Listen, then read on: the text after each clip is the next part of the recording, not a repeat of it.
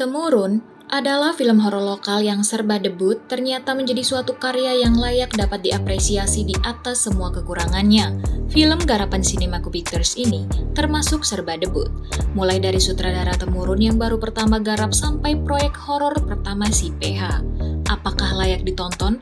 Temurun mungkin bukan horor populer dan sempurna, tapi bisa jadi tontonan yang cukup menarik untuk akhir pekan.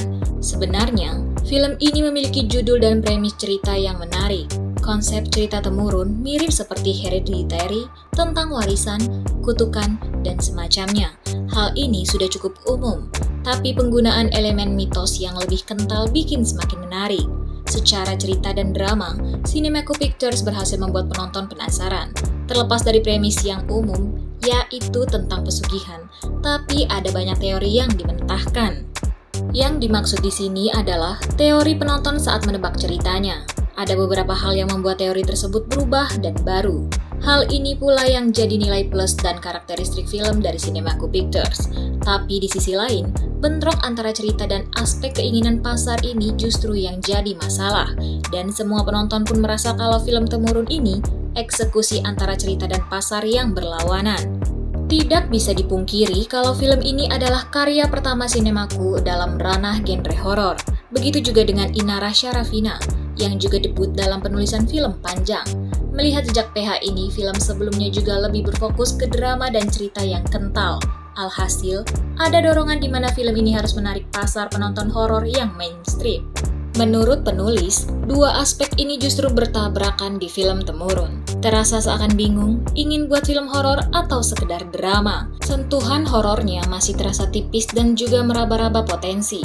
Bahkan, jump scare-nya pun lemah atau kurang walau memang sudah ada. Jika memang berfokus kepada sisi cerita, film ini bisa saja lebih terasa dan maksimal, terutama dengan adanya elemen subtext tentang gender position. Ada sentuhan cerita di mana wanita berkuasa di film ini, sedangkan para pria harus tunduk walau harus menghadapi ego.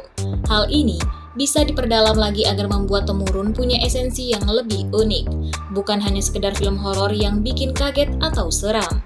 Jump scare yang lemah dan tidak ada kaget-kagetnya dengan kejutan yang disajikan. Untuk sebuah debut di dunia film horor, memang ada banyak teknik film yang kurang mengena untuk jump scare-nya, terutama timing. Masih banyak potensi yang bisa digali dan dimaksimalkan agar produksi jump scare ini lebih terasa dan maksimal. Baik itu soal timing, kamera work, build up tension, bahkan lewat ekspektasi. Di sini, terasa juga kalau jump scare yang diberikan seakan hanya sebagai tambahan dan penyesuaian pasar. Intinya seperti tidak ada jump scare tidak afdol, yang menurut penulis tidak selalu benar. Akting yang baik dan berpengalaman. Beruntungnya, sisi akting dan pemain jadi bintang paling cerah di film Temurun.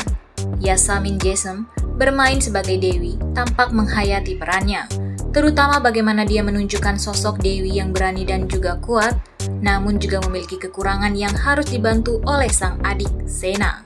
Sena yang diperankan oleh Brian Domani, sosok adik yang lebih kuat ini juga berhasil menunjukkan sosok yang tidak sempurna. Dia berhasil menggambarkan teror dan ambisi dengan baik. Beberapa nama lain seperti Jajang Chinoer, Kiki Narendra, dan Karuna Suwandi pun berhasil meningkatkan nilai dari film ini.